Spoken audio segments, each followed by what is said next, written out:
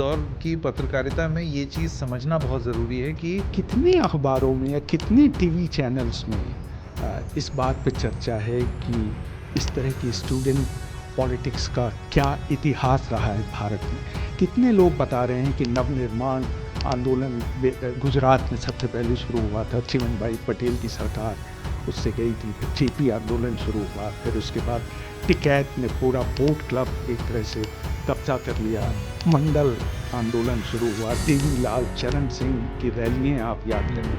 तो ये मौका है इन सब चीज़ों को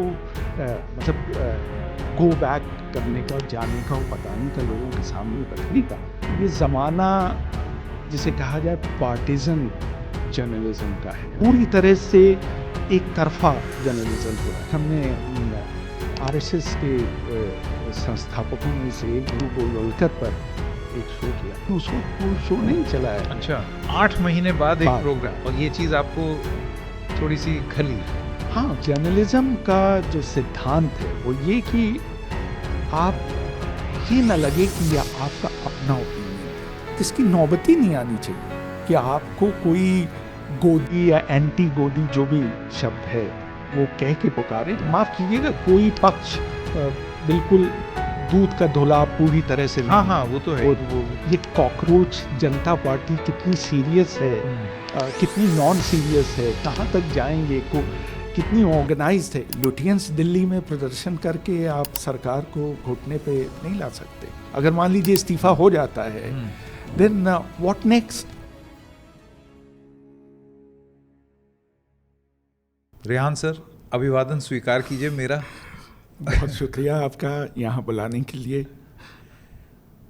इतने साल से जो आपको आदत पड़ी हुई है अभिवादन स्वीकार करवाने की, अब आम तौर के जीवन में भी आप इसी तरीके से बात करते हैं लोगों से? अरे नहीं साहब, कि सब्जी वाले अभिवादन स्वीकार ये इस पे खासा मजाक हमारा उड़ाया जाता रहा है बीबीसी में कि साहब आप न तो नमस्कार कहते हैं, न सलाम कहते हैं, आप अभिवादन क्यों कहते हैं? तो हमने कहा कि भाई हम पूरे भारत को या पूरी दुनिया को संबोधित कर रहे हैं, और ये बड़ा जिसे कहा जाए सेकुलर संबोधन है, जिसमें हम किसी को आपत्ति नहीं होनी चाहिए। और ये एक बार चिपक गया तो फिर अब आपने जैसा कहा कि वाकई सड़क पर कई लोग, अभी परसों हमें एक जगह एक साहब मिले तो उनका पहला ग्रीटिंग यही था कि अभिवादन स्वीकार करिए। हमने कहा साहब ये क्या वो है, लेकिन हाँ, तो एक तरीके से आपका वो हो गया ये तकिया कलाम। बिल्कुल बिल्कुल बिल्कुल,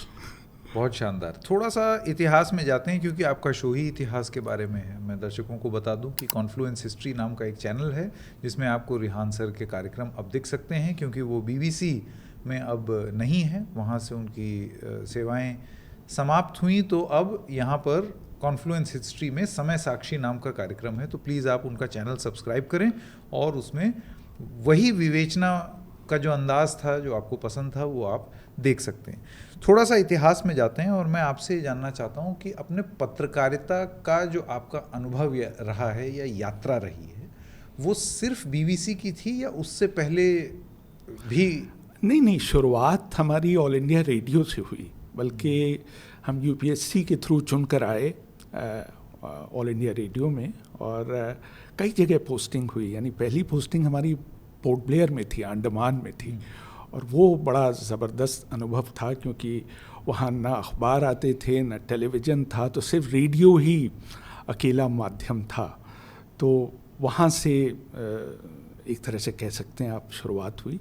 फिर लखनऊ, और फिर इसके बाद बीबीसी में सिलेक्शन हो गया, लंदन सीधे, यहाँ दिल्ली में तो नहीं काम करना हुआ, सीधे लंदन गए। और साहब पहला ही जो अनुभव था वो था ब्रिटिश इलेक्शन को कवर करना, और हमारे लिए तो बहुत बड़ा कल्चर शॉक था कि साहब ब्रिटिश इलेक्शन में इतना बड़ा चुनाव हो रहा है, ना कोई शोर, ना कोई रैली, ना कोई पोस्टर, और आपको यकीन नहीं होगा कि एक दिन हमारे घर की घंटी बजी और हम बाहर निकले तो देखते सामने क्या है कि ब्रिटेन के कॉमर्स मिनिस्टर पीटर मैंडलसन वहाँ खड़े हुए हैं 2 लोगों के साथ, वोट मांगने के लिए। और वहाँ मतलब सिर्फ ब्रिटिश नागरिक ही वोट नहीं कर सकते हैं, वहाँ ब्रिटेन में रहने वाला हर व्यक्ति वोट कर सकता है। तो ये एक बहुत बड़े ताज्जुब की बात थी। और फिर हमने एक बार ट्यूब वहाँ जो जिसे यहाँ मेट्रो कहते हैं, वहाँ या एक बार हम ट्यूब में चढ़े हुए तो देखा पीटर मैंडलसन बगल में बैठे हुए अखबार पढ़ रहे हैं। मतलब आप यहाँ कल्पना कर सकते हैं भारत में कि कोई केंद्रीय मंत्री मेट्रो में सफ़र करे और बिल्कुल सामान्य आदमी की तरह करेंगे, लेकिन 6-7 सिक्योरिटी वाले ले। हाँ। तो ये एक नायाब एक्सपीरियंस था। हमें लाइव रिपोर्टिंग करने के लिए कहा गया था और जॉन मेजर हार रहे थे चुनाव और हमें हमारी ड्यूटी लगाई गई थी कंजर्वेटिव पार्टी के दफ्तर के सामने। और पहली बार लाइव, उस ज़माने में मोबाइल भी नहीं होते थे, हमें एक आदमी को साथ ले गए थे कि भाई मोबाइल स्टार्ट करके हमें दे दो, हमें खोल उसको वो भी करना है। साल की बात है? ये 96 की बात है। मतलब ब्रिटेन में आ गया था, भारत में तो नहीं आया था बिल्कुल। तो था वो लाइव रिपोर्टिंग 2 या 3 मिनट का वहाँ का नज़ारा बयान करना था कि किस तरह वो किया। वहाँ से शुरुआत हुई, लोगों को पसंद आया। फिर इसके बाद हमें, क्योंकि हमारी खेलों में बहुत दिलचस्पी थी, तो हमें 3 बार विंबलडन कवर करने का मौका मिला। तो ये एक बड़ा वो था जिसको हम अभी तक दूर से देखते आए थे। वहाँ बिल्कुल सेंटर कोर्ट में बैठकर विंबलडन को देखना और उसको रिपोर्ट करना। और वहीं हमें पहली बार मौका मिला लिएंडर पेस से बात करने का। भारत के नंबर 1 टेनिस खिलाड़ी थे और उस साल उन्होंने डबल्स का विंबलडन का खिताब भी जीता था। तो विंबलडन में कायदा है कि आप अपने बिड इंटरव्यू की भेज सकते हैं और वो व्यक्ति अगर आपसे बात करने के लिए तैयार है तो वो आ सकता है। तो हमने लिएंडर पेस को बिड किया क्योंकि भारत के खिलाड़ी थे और वो आ गए। बिल्कुल 1-to-1 इंटरव्यू, हमारे लिए तो बहुत बड़ा स्कूप था। सामने वो बैठे हुए हैं, हालांकि उनकी उस ज़माने में हिंदी बहुत तंग थी, लेकिन फिर भी हम लोगों ने एक मिश्रित ज़बान में बात की और वो लोगों ने बहुत पसंद किया लिएंडर पेस को विंबलडन के सेंटर कोर्ट में पकड़ना। एक और ज़बरदस्त अनुभव हुआ 1996 में ही। अटल बिहारी वाजपेयी की 13 दिन की सरकार जो पहली बार वो आए। आमतौर से भारत का प्रधानमंत्री टेलीफोनिक इंटरव्यू नहीं देता है और विदेशी चैनल को तो बिल्कुल भी नहीं। लेकिन हमारे एडिटर ने हमसे कहा कि भाई ये तो इनकी गवर्नमेंट जा रही है, 1-2 दिन में ये शायद हार जाएंगे, लोग इंतज़ाम कर नहीं पाए हैं, तो आप कोशिश करिए शायद मान जाएं। तो आपको यकीन नहीं होगा संकेत कि हमने प्राइम मिनिस्टर ऑफिस फ़ोन मिलाया और कहा कि भाई हम अटल जी से बात करना चाहते हैं और 2 मिनट के अंदर अटल जी लाइन पे आ गए।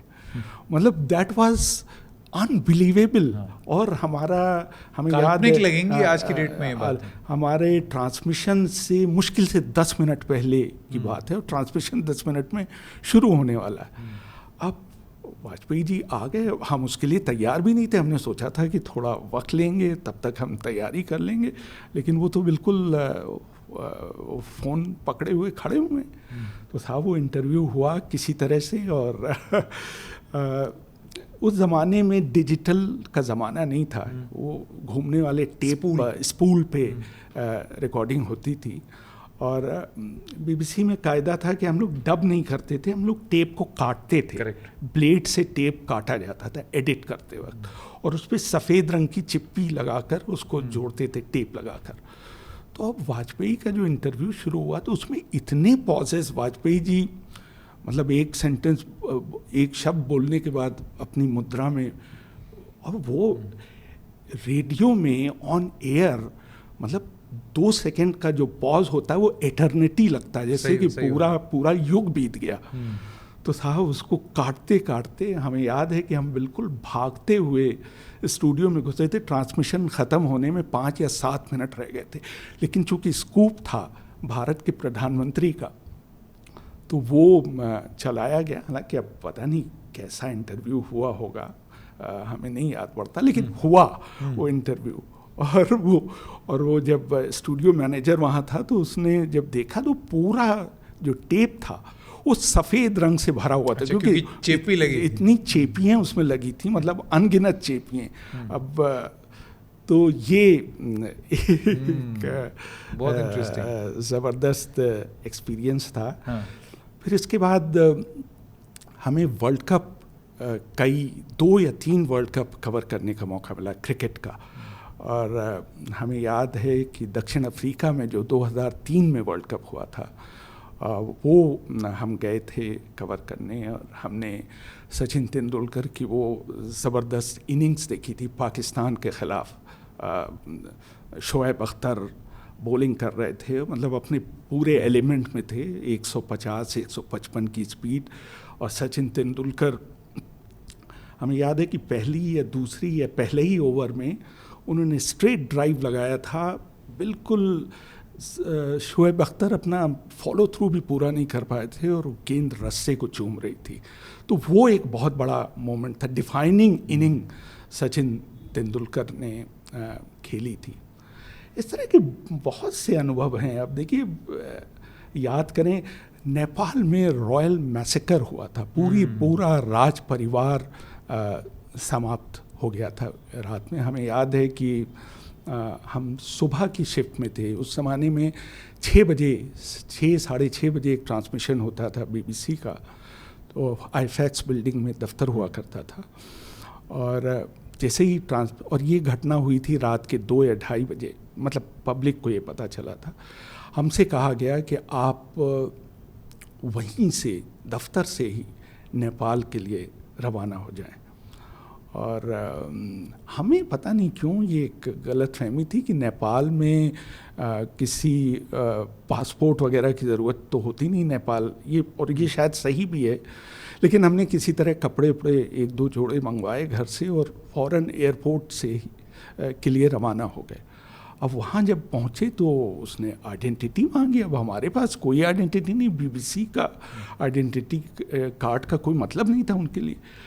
आपको यकीन नहीं होगा कि हम एक तरह से धक्का देते हुए या कुछ भी, ये कैसे, ये आज के युग में तो संभव नहीं है।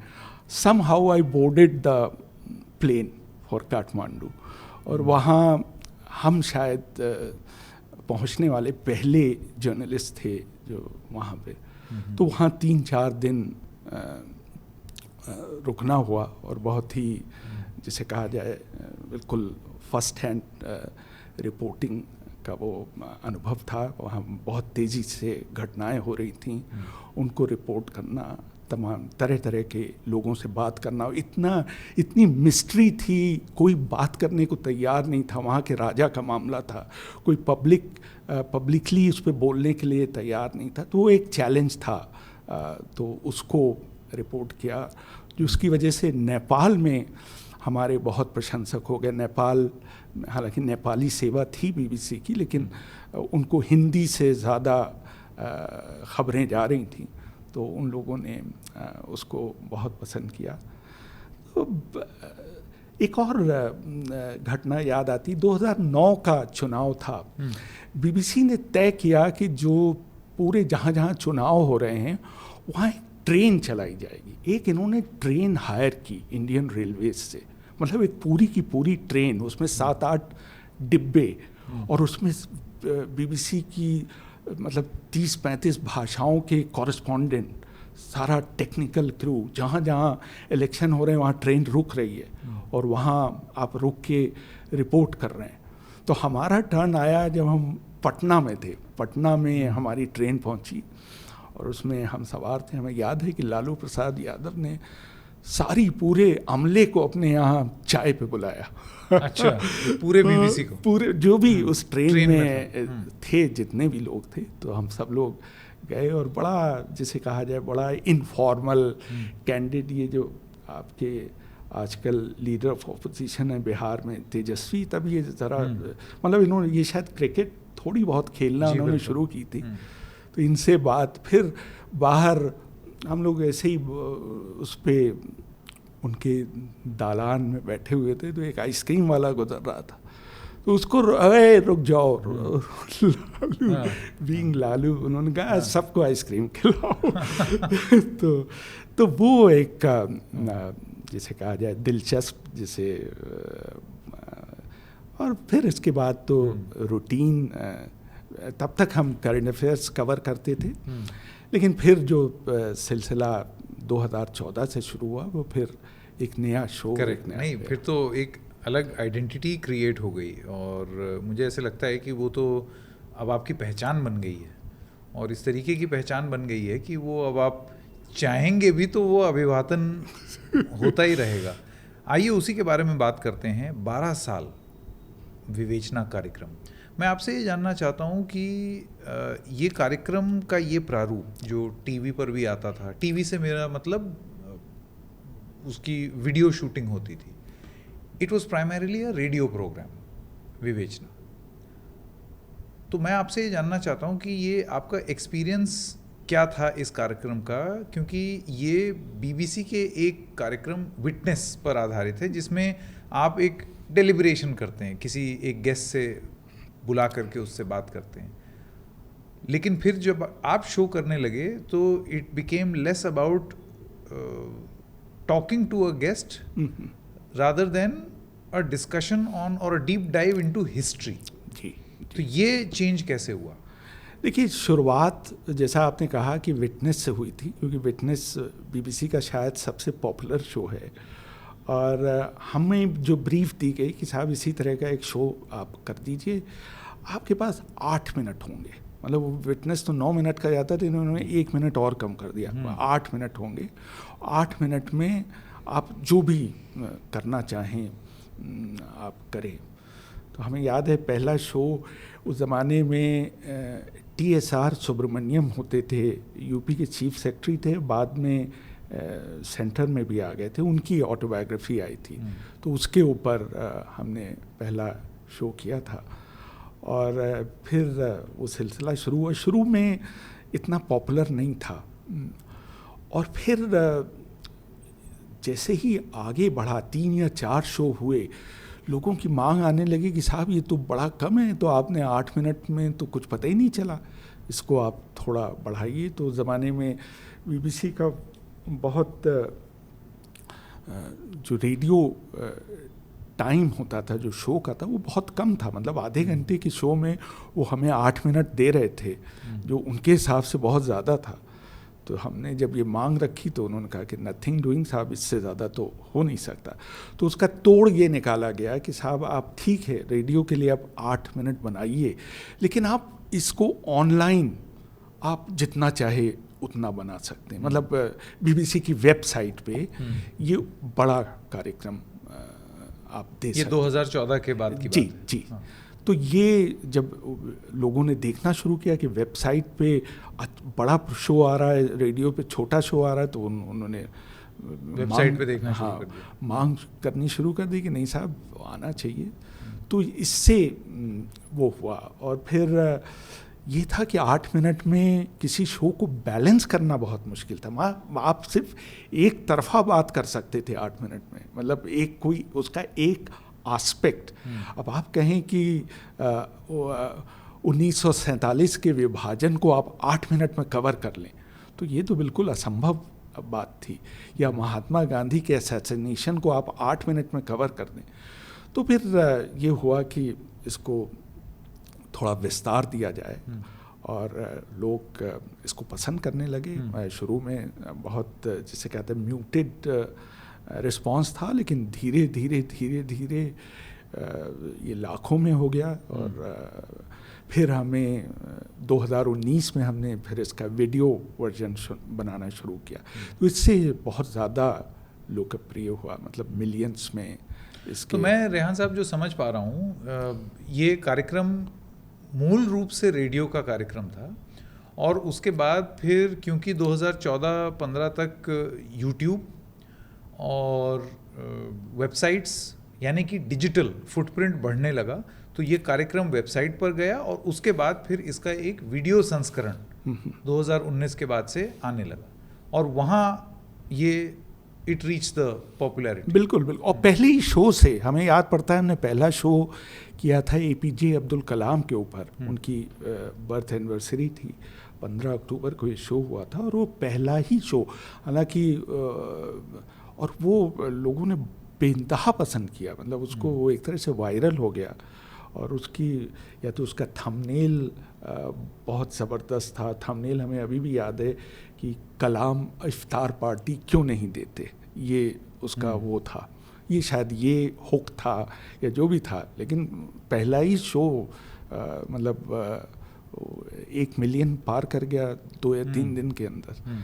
तो वहाँ से फिर चस्का लगा इसका। तो ऐसा नहीं है कि हर शो बहुत वो, कुछ शो जिनसे हमें बड़ी उम्मीद थी कि बड़ा अच्छे गाएंगे, वो उनको लोगों ने नहीं पसंद किया। कुछ जिससे बिल्कुल भी उम्मीद नहीं थी, वो लोगों ने सराखों लिया। मैं आपसे इसी चीज़ पर विस्तार से जवाब चाहता हूँ। ये आपके मन में कितना बड़ा फैक्टर रहा जब आपने विवेचना को होस्ट किया कि ये लोग देखना चाहेंगे? देखिए, लोग देखें, इसमें जाहिर सी बात है पत्रकार की चाहत ही ये होती है। देखिए, आपको सही बात बताएं, हमारे लिए ये फैक्टर कभी नहीं रहा। हमारा जो यार्डस्टिक था वो ये कि हम संतुष्ट होने चाहिए, इस प्रोग्राम को बना के दिल में ये लगना चाहिए कि आपने न्याय किया है। लेकिन हम जिनके लिए काम कर रहे थे उनके लिए ये ज़रूर मैटर करता था कि भाई कितने लोगों ने देखा, कितनों ने नहीं देखा। BBC वाले। जी, वो उनके लिए मैटर ज़रूर करता था, क्योंकि उन लोग के वो उनके लिए उनको एक वो दिया जाता था टारगेट कि भाई इतना अचीव करना है। तो वो कभी कभी अचीव हो जाता था, नहीं होता था। तो हमने कहा साहब अब हम क्या कर सकते हैं, आई डिड माई बेस्ट जितना हम कर सकते हैं। इसीलिए मेरा सवाल ये था, देखिए पॉपुलर होना, जर्नलिज्म करना, ये दोनों चीज़ें एक साथ नहीं चलती। यस, जर्नलिज्म का काम है कि आप सही बात बोलें, अगर सही बात लोकप्रिय हो जाए तो वो बोनस है। लेकिन सिर्फ इसलिए कि आपको लोकप्रिय होना है, उसके लिए आप कुछ भी बोल दें, फिर वो पत्रकारिता नहीं रही। नहीं, बिल्कुल सही आप कह रहे हैं। देखिए, हमारा जो हम मानते हैं, जो हमारे शो की पॉपुलैरिटी का कारण था, वो था इसके कई एस्पेक्ट्स होना, मतलब वो एक पक्षीय ना होना। उसमें चाहे आप उससे सहमत हों या ना हों, वो बात भी सामने आना। बहुत से ऐसे टॉपिक्स होते थे जिससे हम पर्सनली नहीं एग्री करते थे, लेकिन इसका मतलब ये नहीं कि हम उसको दबा दें या हम उसके लिए लेस एग्रेसिव हों या उसको कारपेट में ढांकने की कोशिश करें क्योंकि हमें पसंद नहीं है। लेकिन हमारी कोशिश होती थी कि दूसरा पॉइंट ऑफ व्यू ज़रूर सामने आए। अब जैसे भारत पाकिस्तान का मामला, हमने 2 बड़ी सीरीज़ की, एक 1965 की वॉर के ऊपर और 1971 की वॉर के ऊपर।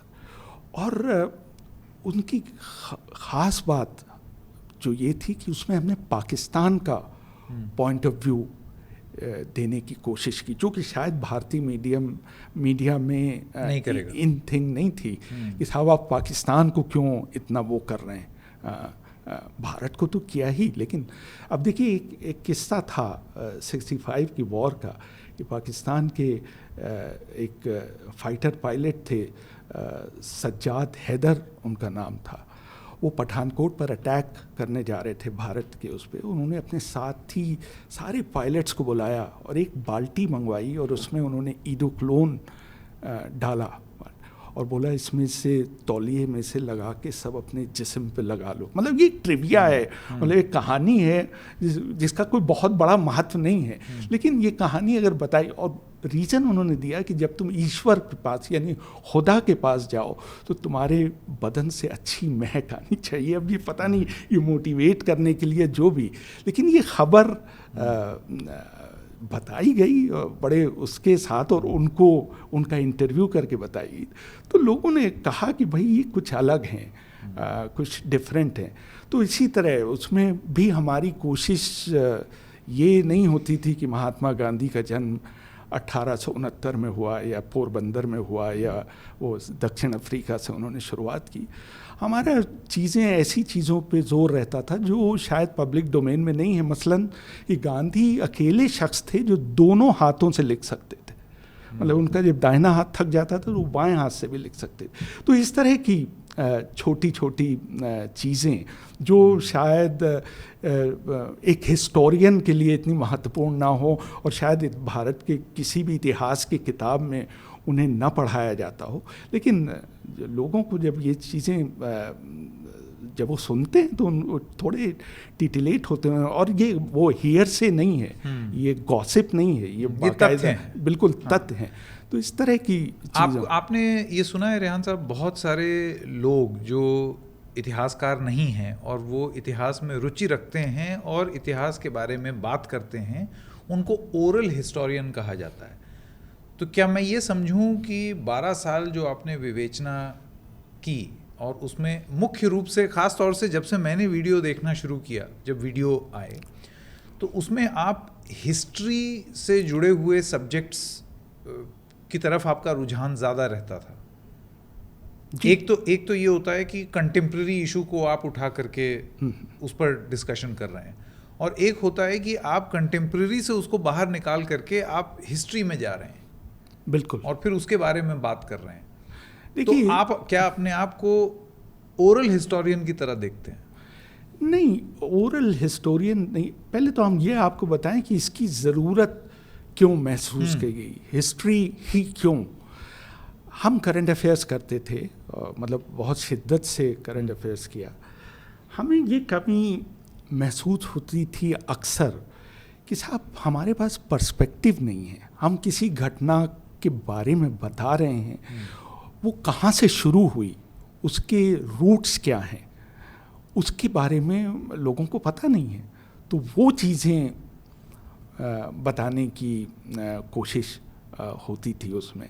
यहाँ से हमारा थोड़ा शौक, हम कोई ट्रेंड हिस्टोरियन है सच नहीं है, बल्कि आपको ताज्जुब होगा कि पोस्ट ग्रेजुएशन में हमारा सब्जेक्ट हिस्ट्री नहीं था। हिस्ट्री में दिलचस्पी ज़रूर थी, हमने इकनॉमिक्स में पोस्ट ग्रेजुएशन किया है, लेकिन हिस्ट्री में नहीं किया। लेकिन ये था कि स्टोरी टेलिंग, हिस्ट्री, ये शौक़ शुरू से था। तो उसको फिर यहाँ से कीड़ा लगा कि भाई ये जो आज घटनाएं हो रही हैं, इनका थोड़ा इतिहास भी बताया जाए, इनका कहाँ से शुरू हुआ था। अब इसी से जुड़ा हुआ मेरा अगला सवाल है, और वो ये है कि एक ऐसे दौर में जब ये माना जाता है कि आप पत्रकारिता में अभी जो हो रहा है वो बताओ, अभी कंटेम्प्रेरी, अभी आज क्या हुआ, ये इसके घर गए, वो उसके घर गए, इस तरीके की पत्रकारिता के दौर में पर्सपेक्टिव तलाशने के लिए हिस्ट्री जैसे सब्जेक्ट को चुनना, आपको नहीं लगता आपने अपने लिए एक ऐसी नीश क्रिएट की जिसके बहुत सारे टेकर्स नहीं हैं? नहीं, ऐसा हम नहीं कहेंगे। आपका अनुभव कैसा रहा? टेकर्स नहीं है ऐसा तो नहीं कहेंगे, क्योंकि टेकर्स हैं। वो इसलिए इमेज ये बनती कि लोग हिस्ट्री के बारे में बताते इसलिए नहीं क्योंकि वो पढ़ते नहीं हैं हिस्ट्री के बारे में।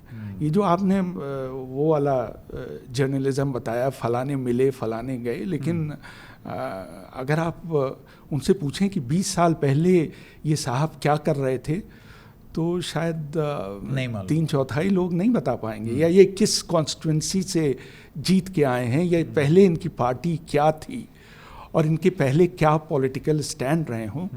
हम नहीं समझते कि 90% से ज़्यादा लोग इस पे रोशनी डाल पाए। जो डालते हैं तो वो वाकई वो उनको लोग पसंद करते हैं, लोग कहते हैं कि जैसे मैं आपसे ये पूछना चाहता हूँ, एक मैं आपको एग्जाम्पल देता हूँ। सब नेता सब बीजेपी जा रहे हैं आज की डेट में, अपनी अपनी पार्टी छोड़ करके।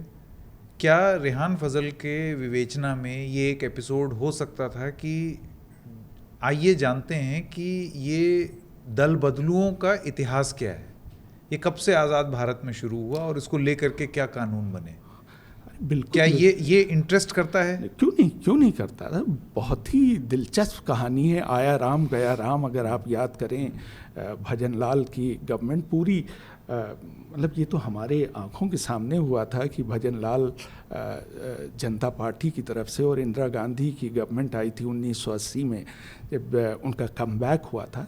तो उनके कमबैक के शायद 4थे या 5वें दिन उन्होंने उनके घर जाके पूरी सरकार के साथ दल बदल करके वो कांग्रेस में शामिल हो गए थे। तो इस तरह की चीज़ें मतलब पहली बार नहीं। और फिर राजीव गांधी ने 1984 में जाकर वो दल बदल कानून बनाया, और उसके पीछे भी ईमानदार मंशा नहीं थी, माफ़ कीजिएगा, ये नहीं था कि बहुत वो चाहते थे कि ऐसा ना हो। वो अपनी मेजॉरिटी को इंटैक्ट रखना चाह रहे थे। वो नहीं चाह रहे थे कि जो उनको मैसिव मेजॉरिटी मिली है 400 प्लस लोगों की, वो छेतर बितर जाए। ये उसके पीछे रीज़न था। ये इसके पीछे रीज़न नहीं था कि साहब वाकई दल बदल से, और उसमें भी कितने इफ्स एंड बट्स हैं, कितने मतलब स्पीकर के ऊपर आपने, स्पीकर कभी मानता है कभी नहीं मानता है, उसकी पार्टी की पसंद की बात है तो फौरन कह देगा कि हाँ साहब मर्जर अलाउड है, पार्टी अगर नहीं पसंद है। इसीलिए आप देखिए कि आजकल ज़्यादा जोर मिनिस्ट्री से ज़्यादा ये होता है कि स्पीकर आपका हो, स्पीकर दूसरी पार्टी का ना हो। मतलब अगर गठबंधन में भी जो डोमिनेंट पार्टी है वो चाहे इम्पोर्टेंट मिनिस्ट्री नहीं लेगी, लेकिन वो कहेगी स्पीकर हमारा हो, ताकि आप इस तरह की चीज़ें, मतलब ये चीज़ें कही जानी चाहिए। बिल्कुल बिल्कुल नहीं, अब ये आपने एक बड़ी अच्छी बात बोली, और इस दौर की पत्रकारिता में ये चीज़ समझना बहुत ज़रूरी है कि जहाँ आप तथ्य और खबर उसको समझ रहे हैं, वो आपको इन्फॉर्मेशन दे रहा है, लेकिन उस इन्फॉर्मेशन का संचय वो आपकी नॉलेज बनती है, और फिर वो नॉलेज अगर आपको बताई जाए तो वो आपके अंदर पर्सपेक्टिव लाता है, और तब आप ज़्यादा अच्छे से चीज़ों को समझ पाते हैं। जैसे अब आजकल स्टूडेंट आंदोलन पूरा खबर है यहाँ पे, तो कितने अखबारों में या कितने टीवी चैनल्स में इस बात पे चर्चा है कि इस तरह की स्टूडेंट पॉलिटिक्स का क्या इतिहास रहा है भारत में। कितने लोग बता रहे हैं कि नवनिर्माण आंदोलन गुजरात में सबसे पहले शुरू हुआ था, चिमनभाई पटेल की सरकार उससे गई थी, फिर जेपी आंदोलन शुरू हुआ, फिर उसके बाद टिकैत ने पूरा बोट क्लब एक तरह से कब्जा कर लिया, मंडल आंदोलन शुरू हुआ, देवीलाल चरण सिंह की रैलियाँ आप याद करिए। तो ये सब ये मौका है इन सब चीज़ों को मतलब गो बैक करने का, जाने का और बताने का, लोगों के सामने रखने का। लेकिन पता नहीं आपने देखा हो तो देखा हो, लेकिन हमें तो नहीं अभी तक। अभी क्योंकि एकदम नया नया ये आंदोलन हुआ है, लेकिन हाँ एक वजह ज़रूर है आंदोलनों का इतिहास बताने का। बिल्कुल, वो एक वजह तो हमेशा रहती है। अब देखिए तमाम हर जगह अगर हम इसकी भी बात करें, अभी हाल के समय में पड़ोसी देशों में इस तरह के आंदोलन हुए, श्रीलंका में, बांग्लादेश में पूरी सरकार बदल गई, नेपाल अगर आप याद करें, तो ये भी पेग है कंपैरिजन करने का कि वहाँ से यहाँ के हालात कितने फ़र्क हैं और क्या क्या मुद्दे हैं, कहाँ ये लोग पिछड़ रहे हैं, कहाँ इनके क्या प्लस पॉइंट हैं। ये कॉकरोच जनता पार्टी कितनी सीरियस है, कितनी नॉन सीरियस है, कहाँ तक जाएंगे, कितनी ऑर्गेनाइज्ड है। ये सब चीज़ों पे बहुत मामूली चर्चा है, बहुत मामूली चर्चा है। क्यों, आपको क्यों लगता है क्यों मामूली है? अब देखिए ये ज़माना जिसे कहा जाए पार्टिजन जर्नलिज्म का है। पार्टिजन में अगर आप देखें, मीडिया सीन को एनालाइज करें, तो आप देखेंगे कि कुछ लोग इधर हैं और कुछ लोग इधर हैं। आप मतलब पूरी तरह से एक तरफा जर्नलिज्म हो रहा है। मतलब अगर आप कुछ मीडिया हाउसेस को बिलोंग करते हैं तो आप सरकार का पक्ष ले रहे हैं, और कुछ अगर आप मतलब ज़्यादातर यूट्यूबर्स हैं या वो हैं तो वो सरकार के ख़िलाफ़ हैं। मतलब उन्हें सरकार में कोई अच्छाई ही नहीं दिख रही। भाई देखिए, ब्लैक एंड वाइट जैसी कोई चीज़ व्यक्ति में नहीं होती है कि मतलब एक रावण में भी कुछ गुण होते हैं और कुछ अच्छे, बहुत अच्छे आदमियों में बहुत अवगुण होते हैं। तो ये चीज़ जर्नलिज्म में ये निकल के सामने आए। ब्लैक एंड वाइट नहीं, ग्रे भी कोई चीज़ है। आप हमें बताइए कि कोई मतलब आप किसी, मैं आपको बताता हूँ, ये मैं तो आपसे पूर्णतः सहमत हूँ, और यही मेरी तो लड़ाई रही है कि बात ऐसी हो जो सही हो, लोकप्रिय नहीं। हाँ नहीं, लेकिन अगर मान लीजिए हम सरकार के खिलाफ हैं, खिलाफ हैं, लेकिन एक या दो पॉइंट, एक पॉइंट आप मतलब कुछ तो आपको अच्छा लगे उसमें, या आप बिल्कुल मतलब सरकार के पक्ष में हैं तो उनकी ज़रा सी तो थोड़ी सी तो बुराई करिए, या मतलब जहाँ वो गलत हैं वो सामने सही को लाइए, सही, गलत को गलत। तो ये जो गुण है ये भारतीय पत्रकारिता से एक तरह से ख़त्म हो चुका है। मतलब या तो आप इस तरफ हैं या आप उस तरफ हैं, बीच का जो मिडिल ग्राउंड है वो ख़त्म होता जा रहा है। और ऐसे में मैं इस पर एक बहुत विस्तार से चर्चा आपसे करूंगा आपसे थोड़ी देर में, क्योंकि वो पूरा मैंने लिखा हुआ है। ये बहुत इम्पॉर्टेंट है ये चर्चा कि पत्रकारिता कैसे की जाए और उसका स्कोप क्या है, क्योंकि अब आप यूट्यूब पर हैं तो आप ये समझिए कि यूट्यूबर्स के लिए तो एक नई दुविधा होती है कि रोज़ कुआं खोदो और रोज़ पानी पियो।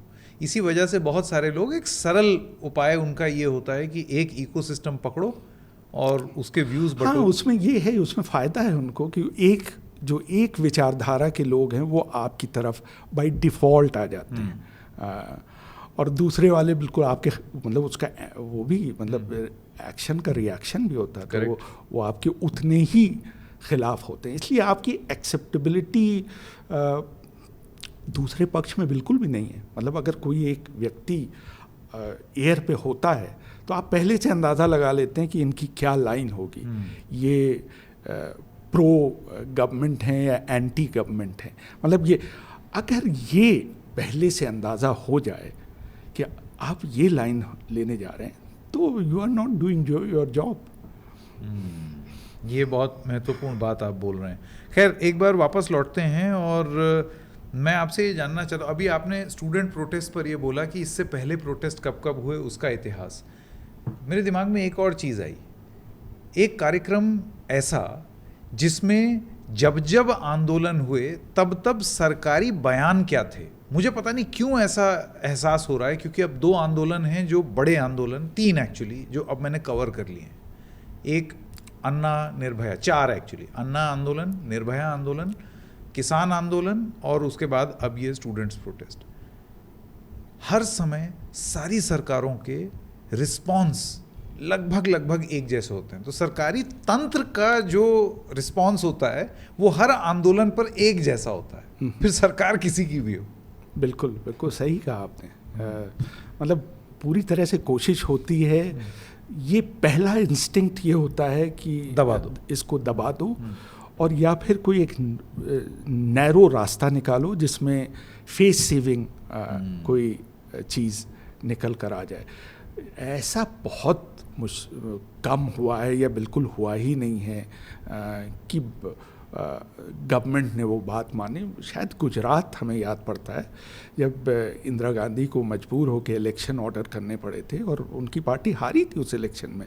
अगर आप याद करें 1974 का इलेक्शन, चिमन भाई पटेल चीफ मिनिस्टर थे, उन्हें मोरारजी देसाई इसी तरह भूख हड़ताल पर बैठे थे और उनको भूख हड़ताल तोड़ के चुनाव का आदेश दिया गया और चुनाव में कांग्रेस की हार हुई। चिमन भाई पटेल हार गए, बाबू भाई पटेल बने चीफ मिनिस्टर। तो इस तरह की घटनाएं कम हैं, लेकिन होनी चाहिए। एक और विवेचना का टॉपिक, भूख हड़ताल से फर्क पड़ता है या नहीं? अब भूख हड़ताल का इतिहास, देखिए भूख हड़ताल का तो बहुत पुराना इतिहास है। अगर आप ख्याल करें, जतिन दास 61 दिनों तक उन्होंने भूख हड़ताल की थी। उनको ज़बरदस्ती उनके नाक में पाइप लगाकर अंग्रेज़ों ने उनको वो खाना खिलाने की कोशिश की थी।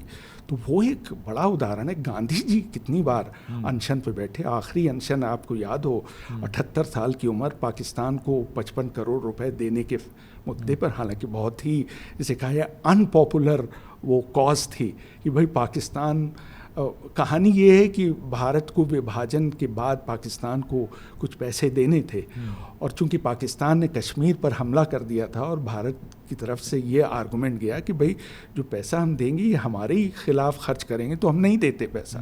लेकिन गांधी ने इसको एक मुद्दा बनाया। उन्होंने कहा जो वादा किया है वो आपको पूरा करना है, चाहे जो भी है। और वो इस पर अनशन पे बैठे और अंततः गवर्नमेंट को वो अपनी बात मनवाई उन्होंने, गवर्नमेंट ने पैसे दिए उनको। तो ये तो महात्मा गांधी वाली बात हुई। अगर आपको ख्याल हो, बॉबी सैंड्स होते थे IRA के, इंडियन आयरिश रिपब्लिक आर्मी के, उन्होंने भी 70 दिन तक भूख हड़ताल की थी जेल में, लेकिन ब्रिटेन की सरकार ने उनकी मांग नहीं मानी थी और वो मर गए भूख हड़ताल करते हुए। तो इस तरह के बहुत से उदाहरण हैं। ये सब चीज़ें, मतलब अगर हम भूख हड़ताल की पॉलिटिक्स पे बात करें तो ये सारी चीज़ें रोचक बताई जा सकती हैं। और ये देखिए, ये कितनी इंटरेस्टिंग बात में से बात निकली। तो जाहिर सी बात है, पर्सपेक्टिव हमेशा ही आपको सुधारता है, आपको एक अलग पहलू भी बताता है कि ऐसे भी चीज़ें देखी जानी चाहिए। एक बार वापस BBC की ओर लौटते हैं। आप BBC के साथ जुड़े जब भारत में कांग्रेस की सरकार भी थी, गैर कांग्रेसी सरकार भी थी, भाजपा की सरकार भी थी, उसके बाद फिर 10 साल का UPA राज भी देखा, लेकिन विवेचना जो कार्यक्रम है वो पूरी तरीके से तब करना शुरू हुआ जब केंद्र में मोदी सरकार थी, 2014 ऑनवर्ड्स। क्योंकि आपको ये पर्सपेक्टिव है विवेचना एपिसोड की तरह, how was BBC pre Modi and post Modi? क्योंकि इसको लेकर के बहुत बातें होती हैं कि ब्रिटिश ब्रॉडकास्टिंग कॉरपोरेशन पर कुछ ज़्यादा ही दया दृष्टि और कृपा इस सरकार ने दिखाई है। नहीं, ऐसा नहीं है। हम नहीं कह सकते कि इस सरकार ने दिखाई। BBC का कोई भी सरकार रही हो, उस सरकार से 36 का आंकड़ा रहा है। अगर आप देखें, बिल्कुल हिस्ट्री में जाएं तो 1971 की लड़ाई, BBC पे आरोप है, मतलब कि साहब इनका टिल्ट थोड़ा पाकिस्तान की तरफ था। 1975 की इमरजेंसी, क्योंकि भारत में कोई मीडिया स्वतंत्र नहीं था। लाल कृष्ण आडवाणी और चंद्रशेखर खुद कह चुके हैं कि सही खबर के लिए वो BBC सुना करते थे जेल में। वो उस वक्त की सरकार को नहीं पसंद था। मतलब मार्कटली से कह दिया गया था कि आप देश छोड़ें, वो बाद में, और उनको छोड़ना पड़ा था देश। तो ये एक कोई भी सरकार रही हो, क्योंकि उसको ये इनका रुख पसंद नहीं आया। और हमारा जहाँ तक मानना है, क्योंकि इसमें जिस तरह का हम शो करते हैं उसमें तारीफ भी मिलती है और गालियाँ भी उतनी ही मिलती हैं। मतलब लेकिन मतलब अगर उन दोनों का जो प्रतिशत करीब करीब बराबर हो तो आपको लगता है कि आप सही काम कर रहे हैं। मतलब गालियाँ और ब्रिक बैट्स और बुकेज दोनों साथ साथ आए तो इसका मतलब कि आपका काम ठीक हो रहा है। लेकिन ऐसा नहीं है कि सब लोग पसंद करते हों। लोगों के बीच भी, सरकार की तो बात छोड़ दीजिए, आम लोगों के में भी कई तरह की धारणा है कि साहब ये मतलब जो रूलिंग पार्टी है उसके खिलाफ है। ये क्योंकि ये एक मतलब एक तरह का जर्नलिज्म का सिद्धांत भी है कि मतलब आप एक तरह से ऑपोजिशन का रोल करते हैं। जो चीज़ें आप ऑपोजिशन नहीं उठा पाता उनको आप सामने लाने की कोशिश करते हैं। और वो कभी कभी बहुत जो गवर्नमेंट सत्ता में है उनको प्लीजिंग नहीं होता, उनको ये चीज़ पसंद नहीं आती। ये हम नहीं कहेंगे कि इनके साथ हुआ, वो कांग्रेस के ज़माने में भी होता था कि मतलब कई चीज़ें ऐसी होती थी कि साहब, और एक बहुत ही आसान आरोप लगा देना था कि साहब ये तो फॉरेन मीडिया हैं और इनका तो वो रूलिंग माइंडसेट है जो सन 47 से पहले अंग्रेज़ों का जो दिमाग था वही चल रहा है इसको। तो ये फिर इग्नोरेंस है, ऐसा नहीं है। और इवन BBC के कार्रवाई पर, उनके काम करने के ढंग पर उनके अपने देश में बहुत सवाल उठाए गए हैं। उनके फॉकलैंड वॉर देख लीजिए, उस पर उनकी खिंचाई हुई है बहुत तगड़ी। अभी इराक में जिस तरह से इंटरवेंशन किया था टोनी ब्लेयर ने, और उस पर उनकी बहुत छीछालेदर हुई है। तो ऐसा नहीं है कि होता नहीं है, it's a part of the game. Correct. लेकिन मैं एक बार उस सवाल पर वापस आ रहा हूँ, बीबीसी, क्योंकि ख़ास तौर से ये जो हमने दौर देखा 2014 ऑनवर्ड्स, इसमें बीबीसी के ऊपर भी आरोप लगे कि ये अपनी खबर को मोल्ड या ट्विस्ट करते हैं, या फिर एक तरीके का ही नैरेटिव बीबीसी चलाती है, and it is against the forget. देखिए, एक चीज़ होती है कि आप सरकार की पॉलिसीज़ पर या सरकार की राजनीतिक नीति पर या नियत पर आप सवाल उठा रहे हैं, और एक ये है, वही टू कोट यू, कि आपको कुछ भी गुण नहीं दिख रहे, आपको सिर्फ और सिर्फ तकलीफ़ें दिखाई दे रही हैं। मैं आपसे जानना चाहता हूं, क्योंकि आप थे, विवेचना का कार्यक्रम करते थे, तो ऐसे में, अच्छा, इसी दौर में बीबीसी, हिंदुस्तान में बीबीसी ना होकर के कलेक्टिव न्यूज़ रूम हुआ, क्योंकि उसकी ओनरशिप, तो अभी हाल का डेवलपमेंट है कलेक्टिव। लेकिन हमारा ख्याल है कि is BBC biased against this? देखिए, एज ए ऑर्गेनाइजेशन नहीं, हम अभी भी रीइटरेट करेंगे, नहीं। इंडिविजुअल्स पे बहुत डिपेंड करता है। इंडिविजुअल्स जो ऑर्गेनाइजेशन का हिस्सा होते हैं, उनके पर्सनल लाइक्स और डिसलाइक्स होते हैं। लेकिन देखिए, जर्नलिज्म ये नहीं है कि आपकी जो लाइक्स हैं या डिसलाइक्स हैं वो उभर कर शो में सामने आ जाए। मतलब बहुत सी चीज़ें ऐसी हैं जिनसे हम सहमत नहीं हैं, शायद अंदर से हमें कचोटती हैं, लेकिन इसका मतलब ये नहीं कि हम उसको लोगों के सामने ना रखें, उस पॉइंट ऑफ व्यू को। और शायद विवेचना की पॉपुलैरिटी का रीज़न भी यही है कि इन चीज़ों को, जिनसे दूसरे पॉइंट ऑफ व्यू को प्लेटफॉर्म देना, वो चाहे कितना भी अलोकप्रिय क्यों ना हो। जब हमने नई नई बीबीसी ज्वाइन की थी तो हमारे लिए बहुत बड़ा कल्चर शॉक था कि कश्मीर के टेररिज्म को हम उतना ही प्लेटफॉर्म दे रहे हैं जितना कि गवर्नमेंट ऑफ इंडिया को। मतलब वो उनका पॉइंट ऑफ व्यू बताने की कोशिश कर रहे हैं।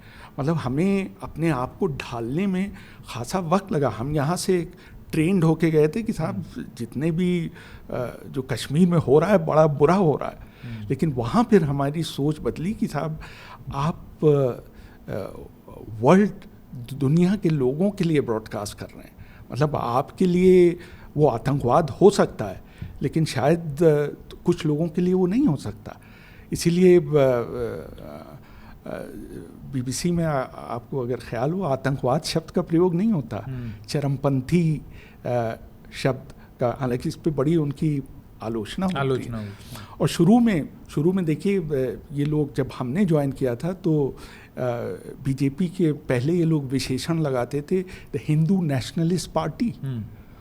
तो वो बंद हुआ, वो खैर बदला, वो अच्छा हुआ बंद हुआ कि मतलब ये आप कांग्रेस के साथ तो नहीं लगाते इस तरह का विशेषण, या कम्युनिस्ट पार्टी के साथ नहीं लगाते, लेकिन बीजेपी के साथ आप लगाते थे। तो ये खैर मतलब 4, 5, 6 साल बाद ये बंद हो गया। लेकिन अभी भी देखिए कुछ चीज़ें ऐसी हैं, जैसे इंडियन एडमिनिस्ट्रेड कश्मीर या पाकिस्तान एडमिनिस्ट्रेड कश्मीर, ये कहना ये अभी भी जारी है। मतलब अब कहने लगे इंडियन कश्मीर, पाकिस्तानी कश्मीर, लेकिन है ये। और इसमें भी ढालना ज़रा मुसीबत वाली बात होती है, क्योंकि आप तो हिंदुस्तान में हैं। जी जी, बिल्कुल बिल्कुल। तो और लोग आपको क्रिटिसाइज़ करते हैं इस बारे में कि आप क्यों नहीं करते। मतलब आधा क्रिटिसिज्म इसी बात पे आता है कि आप क्यों नहीं आतंकवाद को आतंकवाद क्यों नहीं कहते। और बहुत सी ऐसी चीज़ें होती हैं जो हम शायद पर्सनली एग्री नहीं करते हों। अब आपको एक आध घटना बताएं। अब जैसे हमने एक शो किया गोडसे और उनके लोग, मतलब हम गए ख़ास तौर से पुणे, और गोडसे के परिवार के जितने भी लोग इस समय जीवित हैं उनसे हमने बात की, और वो सब चीज़ें देखी जो गोडसे की एशेज़ रखी हुई हैं, और वो एशेज़ के सामने लिखा हुआ है कि जब अखंड भारत होगा और सिंधु नदी भारत में बहेगी तो उसमें वो बहाई जाएगी, तब तक वो वहाँ पे सजी रखी।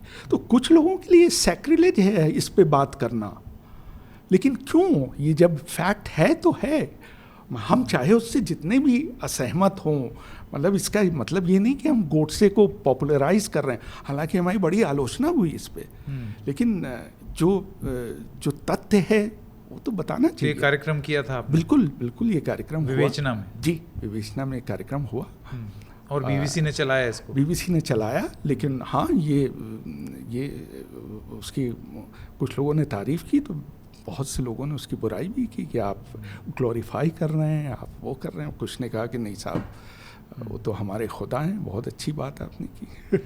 रेहान फजल साहब, कभी ऐसा हुआ है कि आपने कोई चीज़ विवेचना कार्यक्रम में की हो, लेकिन फिर कुछ तर्क दे करके ये बोला गया हो कि नहीं ये नहीं बोलिए, या फिर ये मत करिए? देखिए, ज़्यादातर या अभी रहने दीजिए? ज़्यादातर तो नहीं, मतलब I will grant that to them कि उन्होंने पूरी खुली छूट दी हमें करने की। हाँ, उसके एंगल्स पे ज़रूर थोड़े मतभेद हो सकते थे। अब जैसे गोडसे वाला जो शो हुआ, हम एक और शो करना चाहते थे। हम गोडसे के आखिरी दिन को बताना चाहते थे कि किस तरह गोडसे को जब फांसी दी गई तो वो उनका क्या बिहेवियर था, क्या कर रहे थे, किससे मिले, उनका ब्लो बाय ब्लो अकाउंट। तो इसको ये कहकर मना किया गया कि इससे हो सकता है कि कुछ लोग नाराज़ हो जाएं, मतलब ये प्ली दी गई। लेकिन ये उस वक्त हमें लगा, और हमारा अभी भी मानना है कि सिर्फ ये प्ली आप पहले से कैसे अंदाज़ा अज्यूम कर सकते हैं कि, और अगर है तो ये it's a part of our history, अच्छी है वो या बुरी हो। अब इसी तरह एक हमने आरएसएस के संस्थापकों में से एक गुरु गोलवलकर पर एक शो किया। उसको ये कहकर, मतलब हमें तो ये ऑफिशियल रीज़न ये दिया गया कि साहब जब आरएसएस के 100 साल होंगे तब हम उसे चलाएंगे, लेकिन उस वक्त वो शो नहीं चलाया गया। अच्छा। बिल्कुल लास्ट मिनट पे, मतलब वो पहली बार शायद विवेचना के इतिहास में हुआ होगा कि उस दिन कोई विवेचना नहीं गई, मतलब वो पूरा ब्लैंक गया। और उन्होंने उसको कहा कि बाद में, हालांकि चलाया उन्होंने बाद में, ऐसा नहीं कि नहीं चलाया। कितना टाइम? करीब 7-8 महीने बाद। 8 महीने बाद एक प्रोग्राम, मतलब आपका प्रोग्राम 8 महीने के लिए कैन हो गया। हमारा जो और तर्क क्या दिया? हमारे तर्क ये दिया गया कि ये अच्छा शो है, बहुत अच्छा आपने बनाया है, लेकिन इसको हम क्लब करते हैं आरएसएस की जब सेंटनरी होगी तब इसको हम करेंगे। हालांकि ये सब चीज़ें पहले होनी चाहिए थी। मतलब जब हम प्रोग्राम, वो बड़ा रोबस्ट तरीका है वहाँ प्रोग्राम पे बाकायदा। आप ऐसे ही नहीं बना सकते। अब उस पर बहस होती है, एक पॉइंट पर बहस होती है। ये आपकी हम करीब 6 सब्जेक्ट लेके जाते हैं हर हफ्ते, जाते थे, और उसमें से एक सब्जेक्ट बहुत जिसे कहा जाए बहस मुहावसे के बाद चुना जाता है, तो वो सब्जेक्ट चुना गया था। लेकिन बाद में लास्ट मिनट पर ये कहना कि साहब इसको बाद में करेंगे, मतलब ये हमें नहीं पची बात। Very interesting.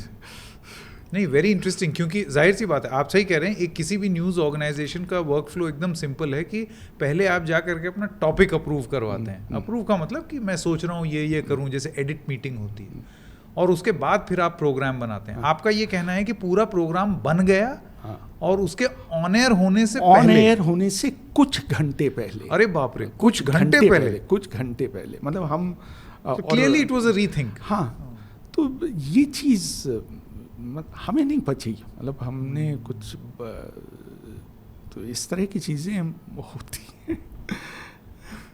नहीं, सबसे अच्छी चीज़ ये है कि क्या उसमें फिर कोई कट वर्ड लगा? नहीं, कोई तो बिना कैंची के, बिना चेपी लगाए वो एयर हुआ, लेकिन थोड़े वक्त के बाद। कभी ऐसा हुआ कि आपने कोई चीज़ बनाई हो और फिर वो ये बोला कि रेहान साहब ये रहने दीजिए, ये देखा जाएगा? ऐसे हुए हैं, विवेचना के साथ तो नहीं हुआ। एक आध पीस हमने लिखा है, उस पे इन लोगों ने कहा कि अभी वक्त नहीं है सही इसके लिए, और इस तरह के उदाहरण। लेकिन ये बड़ा एक वर्ल्ड क्लास ऑर्गेनाइजेशन के लिए बड़ा ये फ्लिम्सी कारण है। करेक्ट। ये साहब स्पेशली व्हेन यू आर, इसको पता नहीं लोग किस तरह से लेंगे। रिपोजिटरी ऑफ मैं कैसे बताऊं, जर्नलिस्टिक वर्च्यू, इस तरीके से बीबीसी की एक छवि है ना। बिल्कुल। तो उसमें अगर आप, लेकिन ये आम तौर से नहीं होता ये। हाँ, करेक्ट। ये मतलब ये नहीं है कि हर एक उसके साथ होता हो। एक आध बार हमारे साथ हुआ, वो हमने आपको बताया। और ये चीज़ आपको थोड़ी सी खली? हाँ, खली, बिल्कुल खली। क्योंकि अब मतलब आप प्रोग्राम के प्रोड्यूसर को, उसके राइटर को, उसको तो बताएंगे उसको, और उससे उसको आप तर्क देंगे कि आपको जो खला, वो ये खला कि कार्यक्रम रोक दिया गया है या 6-8 महीने डिले कर दिया गया है, या आपको ये खला कि ढंग का तर्क नहीं दिया गया है? हाँ, ढंग का तर्क नहीं। वो जो तर्क था वो ये कि आरएसएस की सेंटनरी पे बजाएंगे, तो ये तो पहले तय होना था ना। ये तो जब प्रोग्राम अप्रूव हुआ था तब तय होना था कि ठीक है, इसको सेंटनरी पे करते हैं। और वो क्या है, नहीं, देखिए, मैं मंशा मेरी कुरेदना नहीं है, मेरा मंशा ये है कि जानना, क्योंकि कई बार देखिए इसका एक फ्लिप साइड भी है। एक ऑर्गेनाइजेशन में अगर आप काम कर रहे हैं तो you have to play by those rules, और एक हर ऑर्गेनाइजेशन में जर्नलिस्टिकली मेरे साथ कई बार हो चुका है कि देखो ये स्टोरी ना, ये दिस इज इनसेंसिटिव, इस चीज़ से प्रॉब्लम हो सकती है। तो या तो तर्क law and order point of view से दिया जाए, या फिर मैं कुछ उल जलूल बोल रहा हूँ जो मुझे चेताया जाए कि ये मत बोलो, इससे दिक्कत आ सकती है। लेकिन तर्क देना जरूरी है। बिल्कुल बिल्कुल बिल्कुल। तो ये, लेकिन मोटे तौर पे कोई इंटरफेरेंस नहीं, इस तरह के ये नहीं। आइए अब आगे बढ़ते हैं, और मैं अब आपसे जानना चाहता हूँ पत्रकारिता के बारे में ही। और पत्रकारिता में एक चीज़ ये कही जाती है, हमने बहुत ब्रीफली इस पर चर्चा भी की, लेकिन फिर अब आप विस्तार से करते हैं। How much opinion is too much opinion? क्या एक पत्रकार को मत जाहिर करना ज़रूरी होता है? देखिए, या वो इतना तटस्थ रहे कि कोई मत ही ना बताए अपना कि मेरा ओपिनियन नहीं है? ये चीज़ बिल्कुल फैंटेसी है और बिल्कुल गलत है कि आपका कोई ओपिनियन नहीं होता। हर एक व्यक्ति का ओपिनियन सही बात है, बच्चा, बूढ़ा, जवान, हर एक व्यक्ति का। लेकिन जर्नलिज्म का जो सिद्धांत है वो ये कि आप ये ना लगे कि यह आपका अपना ओपिनियन है। मतलब आपकी जो विचारधारा है, जो राजनीतिक सोच है, वो आपके आस्तीन पर नहीं दिखनी चाहिए कि आप ये तो यही लाइन लेंगे। सारा खेल इस बात का है कि जिन चीज़ों से आप असहमत हैं उनको भी आप उतनी ही जगह दें। पर्सनली आप बिल्कुल, आपको नफ़रत है उस पॉइंट ऑफ व्यू से या उस व्यक्ति से, लेकिन इसका मतलब ये नहीं कि आप उसको ओमिट कर दें। और लोग इतने समझदार हैं कि वो, उनको अंदाज़ा बगैर कहे इसका अंदाज़ा हो सकता है कि ये क्या कहना चाह रहे हैं, और इस बिटवीन द लाइंस क्या है। उसके लिए बहुत, जिसे कहा जाए, वोकल होने की भी ज़रूरत है। और दूसरी एक और चीज़, जर्नलिस्ट एक्टिविस्ट नहीं है। ये नहीं कि आप वहाँ स्टूडेंट कवर करने गए तो आप भी इनकलाब जिंदाबाद लगाने लगे नारा। ऐसे भी लोग हैं, बहुत से लोग कि जो इतने कैरिड अवे हो जाते हैं कि साहब वो उसमें किसान आंदोलन में किसान बन जाते हैं, बिल्कुल छात्र आंदोलन में छात्र बन जाते हैं, और फिर सिर्फ एक तरफा उसका जो फ्लिप पॉइंट है, जो उसका दूसरा पक्ष है, उसको आप जानबूझकर नज़रअंदाज कर देते हैं। बिल्कुल। जैसे एक चीज़ जो अभी हुई, जो मुझे बहुत बहुत तकलीफ देती है रेहान साहब, वो ये है कि लोगों को, रिपोर्टर्स को गोदी मीडिया एंकर बोल के, और उसके बाद आप उनकी बूइंग कर रहे हैं, हेकलिंग कर रहे हैं। और अब तो एक हाल में एक मामला आया है जिसमें शर्ट वर्ट फाड़ दी और माइक वाइक तोड़ दिया और इक्विपमेंट तोड़ने लगे। तो ये इस तरह की तो justify पहली नहीं बात किया जा सकता। नहीं, इसको किसी भी तरह जस्टिफाई नहीं किया जा सकता। और पहली बात, इसकी नौबत ही नहीं आनी चाहिए कि आपको कोई गोदी या एंटी गोदी जो भी शब्द है वो कह के पुकारे, तो इसका मतलब है कि आप अपना काम ढंग से नहीं कर रहे हैं। हाँ। मतलब ये it's not a badge of honour correct. कि आपको हाँ। इस तरह से पुकारा है। अब देखिए, एक टेलीविज़न चैनल पर कुछ एक पार्टी के प्रवक्ताओं ने जाना ही बंद कर दिया। बिल्कुल। ये बताता है कि भाई आप तटस्थ शब्द शायद गलत होगा इस्तेमाल करना, मतलब आप अपना काम ढंग से नहीं कर रहे हैं कि दूसरे लोग आपके यहाँ आना तक नहीं पसंद कर रहे हैं। लेकिन ये खामी सिर्फ एक न्यूज़ ऑर्गेनाइजेशन की नहीं हो सकती ना, ये तो उस राजनीतिक दल की भी हो सकती है कि वो हो सकता है धमका रहा हो। अब जैसे बीबीसी भी इससे कोई बहुत परे नहीं है। वो एक दौर था बीबीसी में जब जो केंद्रीय सरकार थी या सरकारें अपना प्रतिनिधि नहीं भेजती थी। हाँ, नहीं, इनके साथ दिक्कत थी, बल्कि अभी हाल तक दिक्कत थी कि बीजेपी के बड़े लीडर नहीं आते थे। हाँ। हम बात करने। तो उसके लिए दोषी कौन है, संस्था या पार्टी? नहीं, देखिए, ये भी एक वो है कि आपकी इमेज इस तरह की नहीं होनी चाहिए कि एक वर्ग आपके अस्तित्व को ही मानने से इनकार कर दे या आपके साथ कोऑपरेट ही ना करे। ये आपका फेल्योर है। तो मतलब बीबीसी का फेलियर? हाँ, जो भी है। हाँ।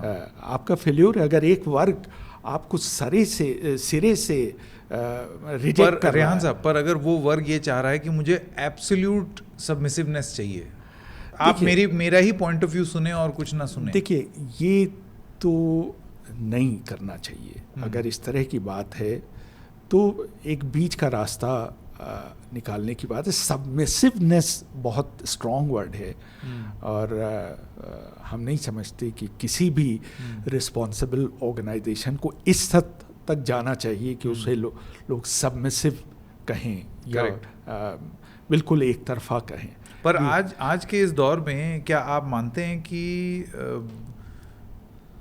सब पक्ष की आवाज़ सुनकर और एक अच्छा ओपिनियन की स्पेस है?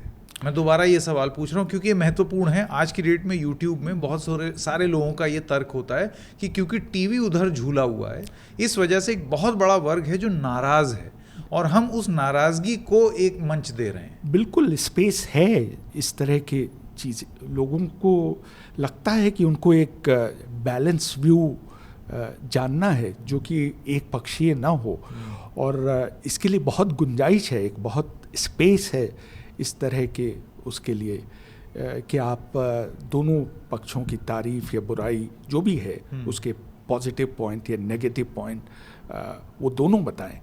और माफ़ कीजिएगा, कोई पक्ष बिल्कुल दूध का धुला पूरी तरह से नहीं है। हाँ, वो तो है वो मतलब किसी में बहुत अच्छे पॉइंट हैं तो बुरे पॉइंट भी हैं, और बुरे पॉइंट हैं तो एक आध अच्छे पॉइंट, एक आध कम से कम, एक आध से ज़्यादा। मेरा तो ये मानना है कि ऐसा कैसे हो सकता है कि कोई 100% सही हो और कोई 100% गलत हो? ये पॉसिबल ही नहीं है। लेकिन इस तरह का जिसे नैरेटिव बनाने की कोशिश की गई है कि साहब अगर हम सही हैं तो आप गलत हैं। मैं आपसे ये जानना चाहता हूँ कि एक बार मैं स्टूडेंट प्रोटेस्ट पर ये जो हो रहा है इस पर वापस आना चाहता हूँ। देखिए, एक सरकार के लिए, सरकार छोड़ दीजिए, एक लोकतंत्र के लिए कितना ज़रूरी है डिसेंट एंड डायलॉग। जितना ज़रूरी ये है कि ये खड़े होकर के ये बोलना कि मैं आपसे सहमत नहीं हूँ और अगर आप ज़बरदस्ती ठेलेंगे तो मैं आंदोलन करूँगा, और उसके बाद आंदोलन कहाँ ख़त्म होना है वो तो संवाद की मेज़ पर ही होगा। तो वो संवाद की मेज़ पर आना और संवाद की मेज़ पर लाने की जिम्मेदारी आपके हिसाब से किसकी है? इतिहास क्या कहता है? देखिए, गवर्नमेंट की है पहल, वो सरकार चला रहे हैं, पहल उनको करनी है, उनको सेटिस्फाई करना है जो लोग डिसेंट कर रहे हैं या जो लोग जो मुद्दे उन्होंने उठाए हैं। सरकार की जिम्मेदारी बनती है कि उसको, लेकिन कम देखने में आया है सरकार ने एक तरह से पूरी बात मानी हो, मतलब डायरेक्टली कंसीड करने में उनको दिक्कत होती है, तो उसकी ज़रूरत है, डायलॉग की ज़रूरत है। लेकिन ये भी हम एक बात करेंगे कि इस तरह के ऑर्गेनाइजेशन, इस तरह के जो एजिटेशंस हैं, इनको भी ऑर्गेनाइज होना चाहिए। मतलब ये बड़े मुद्दे उठाने चाहिए। ये किसी एक मंत्री के इस्तीफे का मुद्दा उठाना टैक्टिकली कोई बहुत बड़ा बुद्धिमानी नहीं है। मतलब अगर कोई इस आंदोलन को ख़त्म करना चाहे तो उसके लिए बाएं हाथ का खेल है, वो आपकी वो मान लेता है। तो कहाँ मानी? नहीं, प्रधानमंत्री चाहे तो धर्मेंद्र प्रधान का इस्तीफा ले सकते हैं, इस्तीफा ले लें, उसके बाद नहीं लिया ना, इसके बाद आंदोलन खत्म। फिर इसके बाद आप क्या करेंगे? अगर मान लीजिए इस्तीफा हो जाता है, देन व्हाट नेक्स्ट? फिर आप क्योंकि मुद्दे तो खत्म नहीं हुए। नहीं, मुद्दे आप एजुकेशन पॉलिसी पर, स्टेट ऑफ एजुकेशन की आप बात कर रहे हैं, तो ये जो नीट का पर्चा आउट होना, ये एक बहुत छोटा वो है। इसको ये मत समझिए कि हम इनका विरोध कर रहे हैं, लेकिन मतलब एक ब्रॉडर व्यू अगर एजुकेशन का लिया जाए, जहाँ और इसको मतलब ढंग से ऑर्गेनाइज किया जाए। अभी नहीं लगता कि बहुत अच्छा नेतृत्व है इनके पास, और सिर्फ लुटियंस दिल्ली में प्रदर्शन करके आप सरकार को घुटने पे नहीं ला सकते। मतलब भारत में और भी शहर हैं, भारत में गांव भी हैं, भारत में कस्बे भी हैं, वहाँ ये बात उठनी चाहिए और ऑर्गेनाइज ढंग से उठनी चाहिए। ये नहीं कि मतलब अपने आप को संगठित करना पड़े। जैसे किसान यूनियन किसानों को संगठित करती है, वैसे ही हालांकि हर राजनीतिक दल का छात्र संघ है, उनकी स्टूडेंट ऑर्गेनाइजेशंस हैं, लेकिन आपको लगता है कि वो बहुत डिस्क्रेडिट हो गए थे? क्योंकि इस आंदोलन में एक चीज़, हालांकि लोग बोलते हैं आम आदमी पार्टी का फ्रंट और वो सारी चीज़ें बातचीत हो रही थी, लेकिन बहुत ज़्यादा छात्र 20 जुलाई के प्रोटेस्ट में इसलिए जुटे क्योंकि उनको राजनेता अगुवाई करते हुए नहीं दिखे। और मेरा तो ये मानना है रेहान साहब कि ये छात्रों का आंदोलन अभिजीत दीपके और सोनम वांगचुक जैसे चेहरों से भी बड़ा हो गया था। उनके मुद्दे ज़्यादा बड़े थे, जो इनके लीडर थे उनसे कहीं ज़्यादा बड़े। तो देखिए, तो वही उसकी स्ट्रेंथ थी। अभी ये देखना होगा, क्योंकि अभी बहुत शुरुआती दिन है, इसको किस तरह से ये लोग सस्टेन करते हैं और किस तरह से इसको और मासेस के बीच में ले जाते हैं, सिर्फ स्टूडेंट्स के बीच में ही नहीं, मतलब आम लोग भी इससे अपने आप को जुड़ा हुआ पाएं और वो भी उनके साथ निकल कर आएँ। तो ये अभी देखने वाली चीज़ है। अभी शुरू के 2, 3, 4 दिन जब हम बात कर रहे हैं, अभी थोड़ा और समय दीजिए। बिल्कुल। अब इस बातचीत के नेक्स्ट हाफ में आते हैं और मैं आपसे ये जानना चाहता हूँ कि आपकी आगे की यात्रा जो हो रही है, कॉन्फ्लुएंस हिस्ट्री जिसके बारे में हमने शुरुआत में बात की थी, उसमें आपका कार्यक्रम समय साक्षी, विवेचना में जो आप करते थे उससे कितना अलग है समय साक्षी, या फिर उसी का एक एक्सटेंशन है अलग नाम से? नाम बहुत प्यारा है, बस मैं ये बता दूं। नहीं, जो थीम है वो तो वही है, मतलब हिस्ट्री से रिलेटेड सब्जेक्ट्स को लेना और जितनी आप ईमानदारी से उसको लोगों के सामने रख सकते हैं। अभी हम लोगों ने 3-4 शोज़ ही किए हैं। पहला शो हमने किया था, आपको अगर ख्याल हो, ऑपरेशन ब्लू स्टार की बरसी थी और उसमें हमने मुद्दा उठाया था कि सिख सैनिकों का विद्रोह, जिस पे बहुत कम अभी तक बात हुई है, कि एक पूरी आर्मी की बटालियन ने विद्रोह किया और उन्होंने रामगढ़ से उन्होंने अमृतसर की तरफ बढ़ना शुरू किया। इसको मतलब लोग बहुत सहज होके इस पे बात नहीं करते, क्योंकि ये बहुत पॉजिटिव चीज़ नहीं है भारत सरकार के लिए भी और आर्मी के लिए भी। तो वो मुद्दे वो मुद्दा हमने इसमें बड़े ज़ोर शोर से उठाया और कई लोगों से जो आर्मी वेटरन से, उनसे, उनकी किताबों से, उनके आर्टिकल से, उनसे बात करके ये मामला बात करने की कोशिश की। दूसरा, हमने इलाहाबाद हाई कोर्ट जजमेंट पे, उसकी भी बरसी थी, उसका ब्लो बाय ब्लो अकाउंट दिया। महाराणा प्रताप ख़बरों में थे क्योंकि आरएसएस के प्रमुख ने ये ऐलान कर दिया था कि हल्दी घाटी की लड़ाई राणा प्रताप ने जीती है, अकबर ने नहीं। तो उसको करके हल्दी घाटी की लड़ाई के को एक तरह से डॉक्यूमेंट करने की कोशिश की, सारे पक्षों को जोड़ के, जो उसका समर्थन करते हैं या जो उसका नहीं करते। अभी हाल में एक अभी शो हमने रिकॉर्ड किया, अभी ब्रॉडकास्ट नहीं हुआ, वो औरंगज़ेब के ऊपर है। औरंगज़ेब के भी मतलब भारत में या तो आप औरंगज़ेब के पक्ष में हैं या आप उसके विपक्ष में हैं, कोई मिडिल लाइन लेने वाला कोई नहीं है। Correct. तो फारूकी की किताब उससे अलग है, तो उसमें हमने बताने की कोशिश की है कि क्या कैरेक्टर था औरंगज़ेब का, कितना घातक था भारतीयों के लिए, कितना अच्छा था, मतलब ये सब बताने की कोशिश है। और हर तरह के एंगल्स, स्पोर्ट्स भी है, स्पोर्ट्स भी हम लोग कवर कर रहे हैं। अभी एक शो हम लोगों ने किया है साहिर लुधियानवी के ऊपर। अच्छा। अभी साहिर लुधियानवी पे राजेश बादल की एक किताब आई है, तो उसको पैक करते हुए साहिर लुधियानवी पे, हालांकि हम पहले कर चुके हैं लेकिन इस बार थोड़ा डिफरेंट।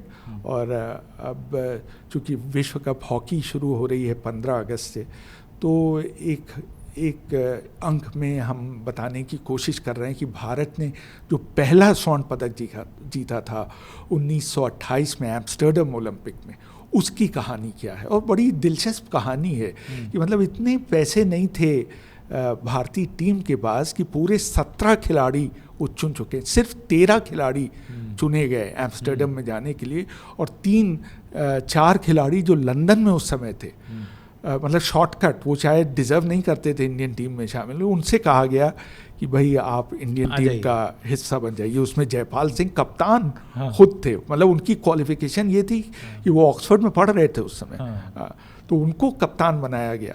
तो ये सब छोटी छोटी कहानियाँ इसको बताया। बहुत खूब। आप हिस्ट्री में ही रहेंगे या फिर कुछ कंटेम्प्रेरी मुद्दों के बारे में भी बात करेंगे? हम हिस्ट्री, जो भी चीज़ें ख़बरों में होती हैं उनके ऊपर बात करने की कोशिश करते हैं। कोई किताब आई है, बहुत चर्चा में है, कोई फिल्म रिलीज़ हुई है, कोई व्यक्ति ख़बरों में, अब जैसे शेख हसीना बांग्लादेश की प्रधानमंत्री इस समय भारत में राजनीतिक शरण है, और अभी घोषणा हुई, उन्होंने खुद घोषणा की कि वो बांग्लादेश वापस जाना चाहेंगी। और तो इसको पैक करके हम बात कर सकते हैं। शेख हसीना को भारत ने पहली बार राजनीतिक शरण नहीं दी है। 1975 में जब शेख मुजीब मारे गए थे, तब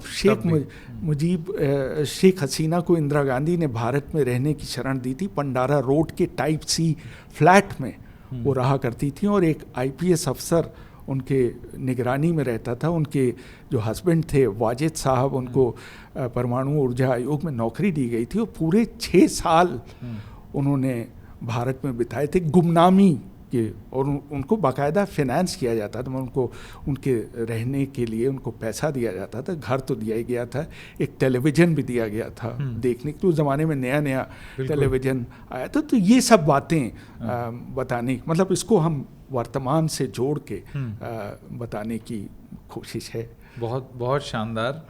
अब इस कार्यक्रम के आखिर में ज़रा 10 सवाल मेरे पास हैं, और रेहान साहब रैपिड फायर टाइप की कुछ कोशिश, हालांकि मैंने भी कभी ये जीवन में किया नहीं है, मैं आप पर ही एक्सपेरिमेंट कर रहा हूँ, तो अब देखते हैं कि उसका जवाब क्या है। इसकी शर्त ये है कि जो सवाल पूछा जाए उसका आप या तो एक शब्द या एक सेंटेंस, एक वाक्य में आप जवाब दें। ज़रूर। लंबे नहीं हो सकते।